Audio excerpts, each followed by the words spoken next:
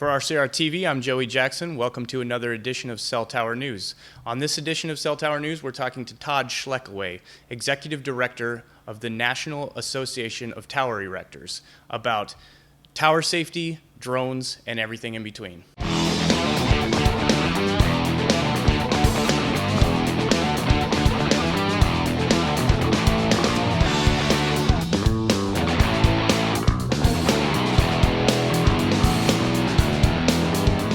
Today's episode is brought to you by Telecom Careers, the #1 global telecom and wireless job board. telecomcareers.net. For 20 years, NATE has been the undisputed global leader in safety, standards, and education for the wireless and broadcast communications infrastructure industries. All right, so welcome back to Cell Tower News. I'm your host, Joey Jackson. We have a lot to talk about this week with NATE's head man, Todd Schlekeway. But first, let's check in with Jared Matula, writer of RCR's Cell Tower Wrap, to see what's new in the industry. Sad tower-related news out of Forestdale, Alabama this week. Don Melton, the local fire chief, says that communications issues ascribed to area cell towers caused a 2-minute delay in responders answering a 911 call. Varia Johnston, a pastor from a local church, lost her life when the basement apartment she lives in caught fire. Melton said a neighbor dialed 911, but the call was routed to Birmingham officials located about 10 miles away. From there, authorities in Birmingham rerouted the call to Forestdale rescuers. Melton says that delay cost the pastor her life. 911 outages and delays are obviously a serious issue and one that federal regulators at the FCC do not take lightly. In fact, in the past 4 months, the FCC fined operators responsible for 911 failures more than $40 million. T-Mobile US holds a record for the heftiest 911-related fine at $17.5 million. The FCC chairman, Tom Wheeler, is pushing for next-generation 911 services, including text-to-911 and more accurate location systems. The feds are also working with local and state governments across the country to deploy FirstNet, a dedicated nationwide public safety broadband network. You can read about that story, NextGen 911, and FirstNet on rcrwireless.com. In other, lighter tower-related news, the WYKX Kicks Country Radio Tower in Michigan has collapsed. The damage caused the signal to be lost for a short period of time. Radio officials say the top portion of the 400-foot tower snapped during last week's storms. The station is currently operating off a temporary tower located atop the Harbor Tower apartment complex. The damage to the tower and the equipment, located in Cornell, Michigan, is valued at $125,000. Now you may be saying to yourself, Jared, this isn't a cell tower. First, shut up. Second, it's a communications tower, and we think that's close enough. Plus, we've got this great image to share with you. So there. For more tower-related news, check out my Cell Tower News Wrap every Friday on rcrwireless.com. Back to you, Joey. All right, thanks for that, Jared. You can find Jared's Cell Tower Wrap every Friday on rcrwireless.com.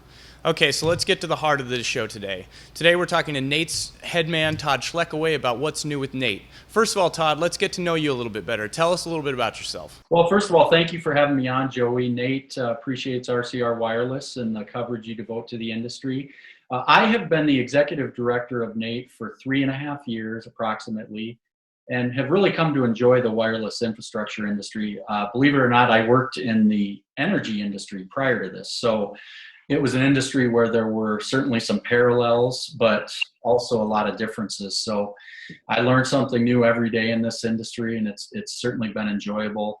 Prior to that, I served in the South Dakota legislature, which was a citizen legislature. It's not your full-time job, but served a term in the State House of Representatives and the State Senate as well. All right, Todd, thanks for that. So NATE's been quite busy recently. You've had your hands in all sorts of projects aimed at keeping tower climbers safe. Can you give me an overview of what you've been working on? I think the fair thing to say there is, as the industry's grown and we've seen the enhancements in technologies, our membership has grown with the industry. And so that has created a very dynamic environment to work in, but also a very busy environment, making sure we have up-to-date safety resources for our membership, making sure we're communicating effectively with members of Congress and OSHA and the FCC and the FAA, the government agencies that have jurisdiction over our issues. making sure that we're working with other industry organizations and associations on issues of mutual interest. So all of those dynamics are at play, and we're doing it to, number one, fulfill our mission of safety standards and education, and to serve the interests of our members.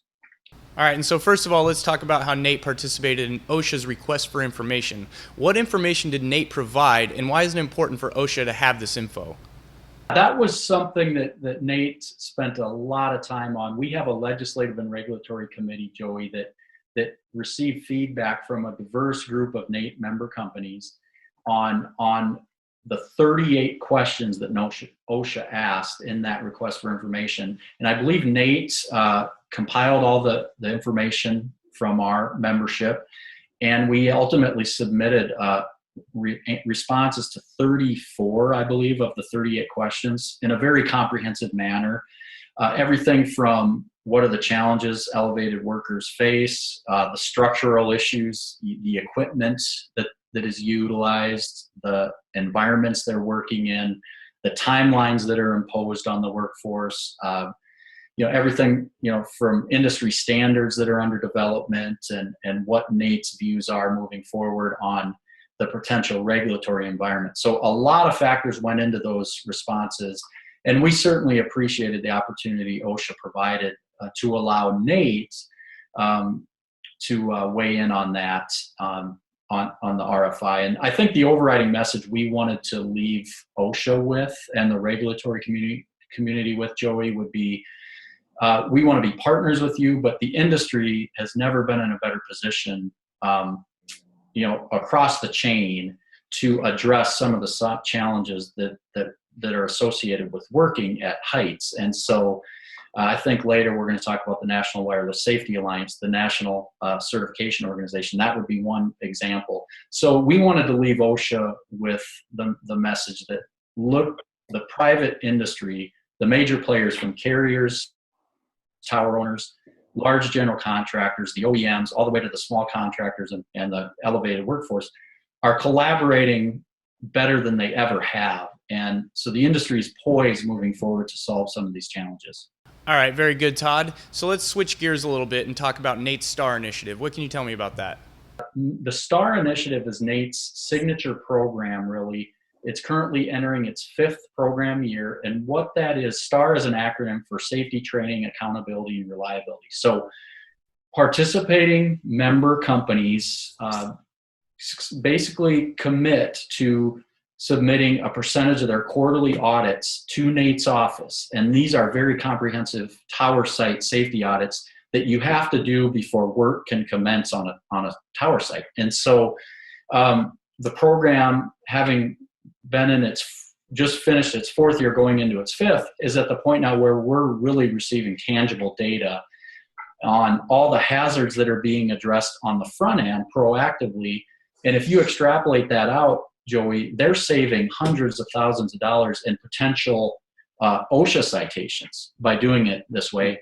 And more importantly, they are eliminating a potential workforce hazard before work commences, and they're making the job safer for the men and women working on the tower site. So we're excited where we're at with that. It's a pretty comprehensive audit form they have to fill out on every one of these projects. So it is a commitment for the participating companies to enroll in and do, but I think the reason they're such big proponents of it is they have internally within their own company seen the benefits of it.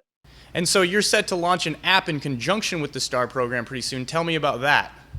This is something that's a long time coming and is really tailor-made for what is required of doing a STAR initiative site safety audit. So basically this fall, the new program year starts October 1st, and you're going to be able to download a free STAR initiative app on the iOS platform or Android platform if you use a tablet, a smartphone, and you're going to be able to fill out the 7-page audit, site safety audit checklist in real time from the site.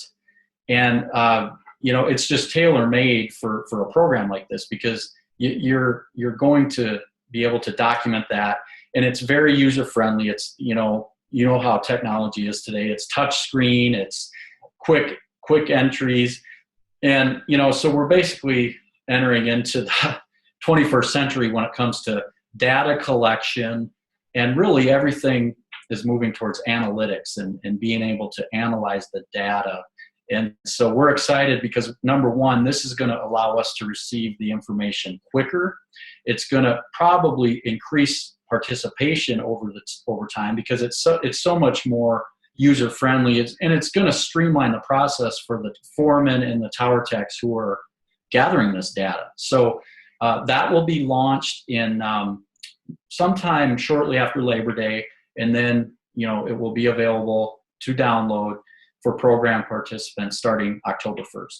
Yeah, and you're also working with some video safety projects in the work. What can you tell me about those? We're really excited about that, Joey. The NATE is in 2016, we're going to launch a comprehensive NATE Climber Connection marketing campaign. And really, the essence of this campaign is tailored right to the men and women who are working on the tower. And a lot of our resources, most of our resources, are devoted to the worker and to make sure they return home safely each and every evening. But this one we're really excited about because we really want to have a comprehensive campaign that's directed right at the workers on the platforms and mediums that they get their information on. And we want the industry to know that just because someone's posts something on social media, a selfie, there's a safe way that we're trying to combat some of that's out there, Joey, that everyone's seeing,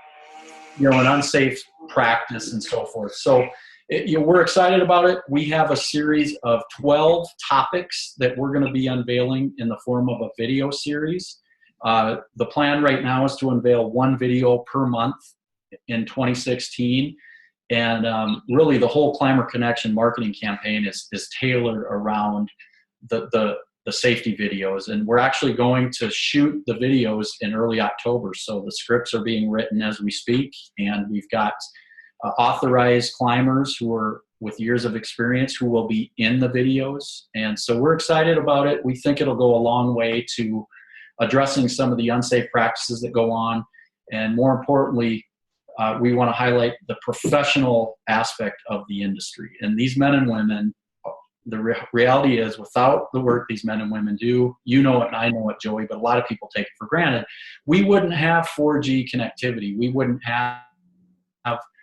be able to conduct this video call because, we wouldn't have the bandwidth, the broadband, the fiber network. So, we always try to connect the dots. The work that these men and women do make wireless possible and make wireless work. And that's going to be kind of the overriding theme of the Climber Connection campaign. All right, Todd, so let's now talk about something that I know is very important to you, the National Wireless Safety Alliance, which you announced at NATE Unite earlier this year. Can you give me a brief overview of what that program entails? The National Wireless Safety Alliance is a national nonprofit assessment and certification organization. It's not a training organization. It will be the licensing organization over all training pathways in the industry for different levels of worker in the industry. So basically, if you go to a local training company for your training, at the end of that, you're going to have to take an NWSA assessment, and there's going to be a computer-based knowledge test that's accessible nationwide and a field-based practical test. And we think that this industry, it's long overdue that we have a national licensing organization.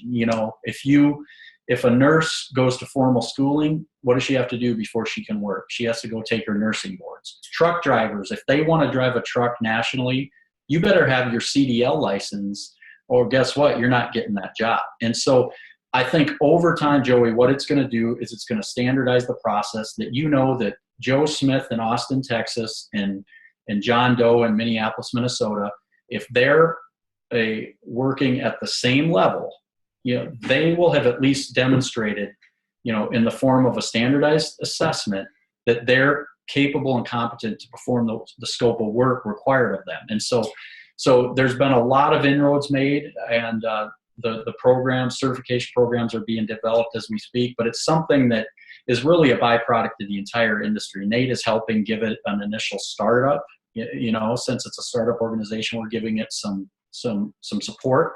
But really, this is an industry-wide initiative that we believe is being done at the right time for the right reasons, and it's going to change the industry for the better.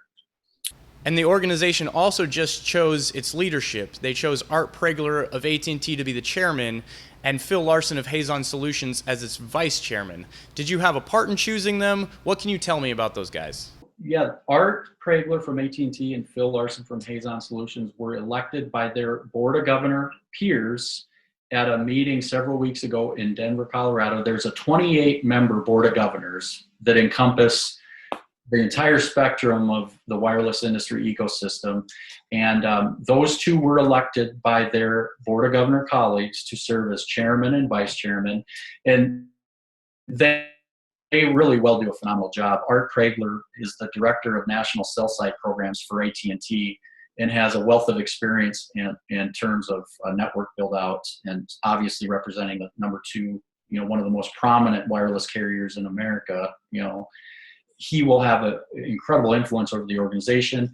Phil Larson, on the other hand, has prior experience in certification program development, and so he has a lot of experience also on the operations side. Some of his previous positions, he's worked, on tower sites on the operations side, and so both of those two will provide very steady and solid leadership for the organization during the formative stages of development. And so, Todd, now that you have your leadership in place, what is the next step for the NWSA? Great question, Joey. I guess a couple benchmarks to highlight here moving forward. In October of 2015, the NWSA is going to roll out its first few certification programs that will be available in the marketplace: Signal Person and Rigger 1 and 2. You'll be able to get an NWSA branded Signal Person and Rigger certification. And now simultaneously, late September, the subject matter expert task force group of the NWSA will be meeting in Dallas, Texas, to work on the Tower Technician 1 and Tower Technician 2 programs.